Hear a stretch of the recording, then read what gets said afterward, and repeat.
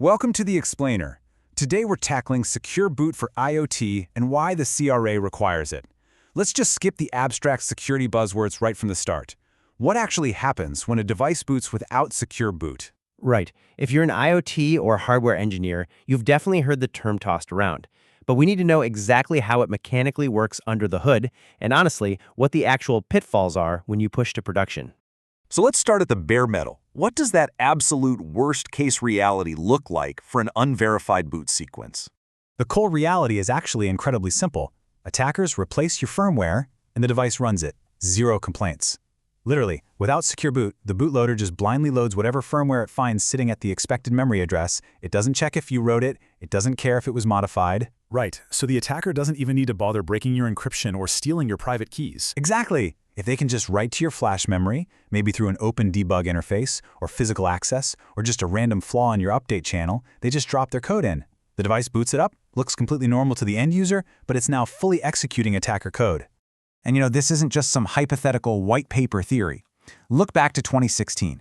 That was the year of the Mirai botnet. It took down massive chunks of global internet infrastructure. And how did it actually work? It was built largely on IoT devices where modifying the firmware was just trivial. The devices blindly trusted whatever code was sitting in memory. Which brings us to Section 1, the mechanical fix, the chain of trust. Let's walk through how this chain actually fixes the problem step by step. Step 1 is your hardware root of trust. This is your anchor.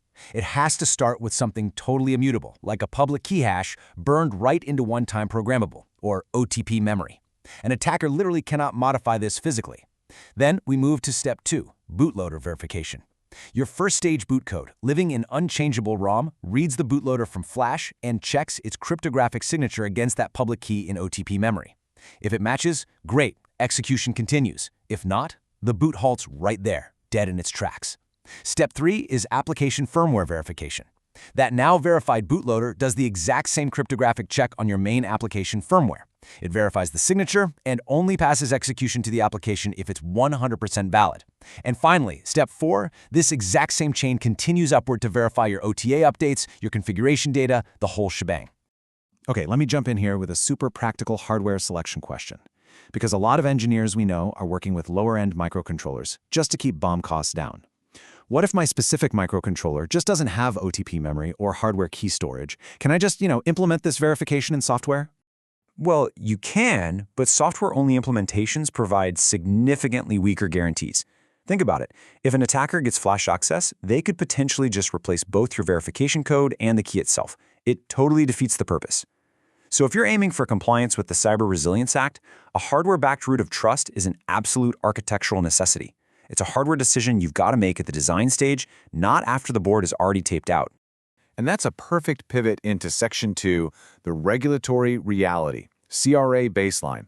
Why is the Cyber Resilience Act suddenly turning what used to be just an advanced engineering best practice into a strict legal mandate over in Europe? Look at this quote directly from Annex I of the CRA. It clearly states, products must include mechanisms to verify the authenticity and integrity of software. That explicitly means secure boot is no longer an optional nice-to-have.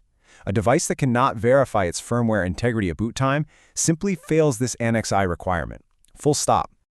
And what's really interesting here is how they define a baseline. The CRA treats secure boot as the absolute minimum foundation. I mean, think about it. Your highly encrypted communications are totally meaningless if you can't even trust that the device making the connection is running legitimate firmware.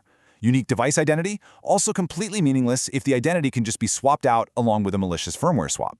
Secure boot is literally the prerequisite that makes every single other piece of your security architecture trustworthy. Okay, so if we check that boot time box, if we've got secure boot running perfectly, does that mean our CRA compliance work for firmware integrity is totally done? No, it doesn't. And honestly, this is a really common misconception. Secure boot covers your boot time integrity. But the CRA also strictly requires integrity verification for over-the-air or OTA firmware updates. Your update mechanism has to verify the authenticity and integrity of those update packages before ever applying them. So boot time verification and OTA update verification, they're definitely related, but they are entirely separate requirements. You absolutely need both. Let's move down to the workbench level for Section 3, the workbench, Nordic NRF and STM32. Let's map out how two of the most common BLE-connected IoT platforms approach the chain of trust. On Nordic's NRF platforms like the NRF 5340 or the NRF 9160, the hardware root of trust is the NSIB. That's the Nordic Secure Immutable Bootloader. It lives right in ROM.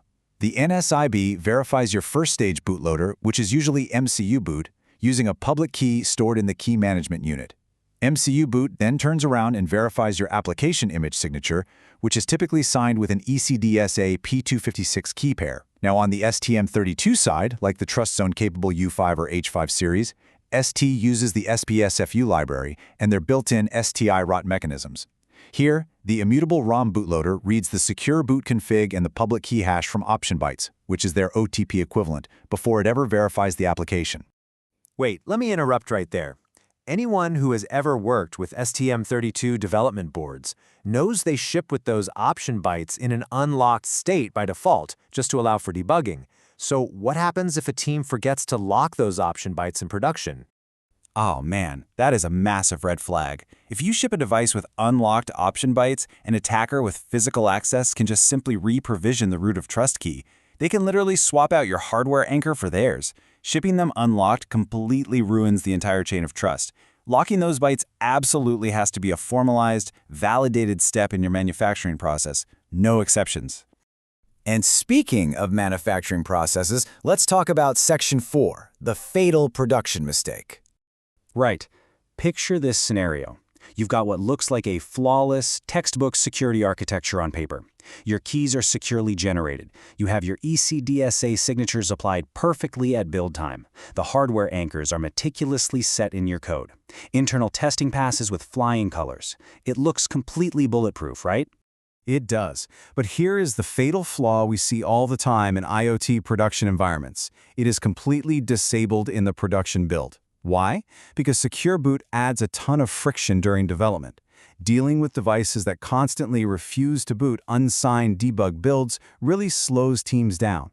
So engineers naturally leave a flag or a build configuration that bypasses the signature verification, fully meaning to turn it back on later. But then, the device ships. The Secure Boot implementation is technically 100% correct in the codebase, but the actual physical production device is not verifying the firmware at all. That's terrifying. And you know it happens way too often. But here is the ultimate gotcha question about key management versus your code implementation. What happens if your code is perfect, Secure Boot is absolutely enabled and working, but your private signing key gets compromised? If your private key leaks, your perfect secure boot is totally useless. The attacker can just sign their malicious firmware with your legitimate stolen key, and your device will happily pass it right through verification. Key management, like how you actually generate, store, and hardware security modules and provision those keys, is just as important as the code implementation itself. All right, let's wrap this up with Section 5, your weekly security check. Right, so practical takeaways you can bring back to your desk this week. Number 1, verify your production build flags. Double-check that debug disablement is actually happening in your CI/CD pipeline and that signature verification is firmly enforced. Number 2, ensure memory states, like those STM32 option bytes, are physically locked as a formal non-negotiable manufacturing step. And 3, audit your private key provisioning. Verify you are using actual securely stored keys in production and definitely not leftover placeholder development keys. Exactly. Getting this right isn't just about good security anymore. It is about regulatory survival. Platinor Technologies designs and implements Secure Boot and full CRA-ready security architecture specifically for IoT manufacturers. So if you want to assess your current implementation, head over to platinor.com. Thanks for joining us for this explainer, but before you go, ask yourself this. If someone pulled one of your devices off the assembly line right this second, are you absolutely certain it would reject a compromised update? Think about it. We'll catch you on the next deep dive.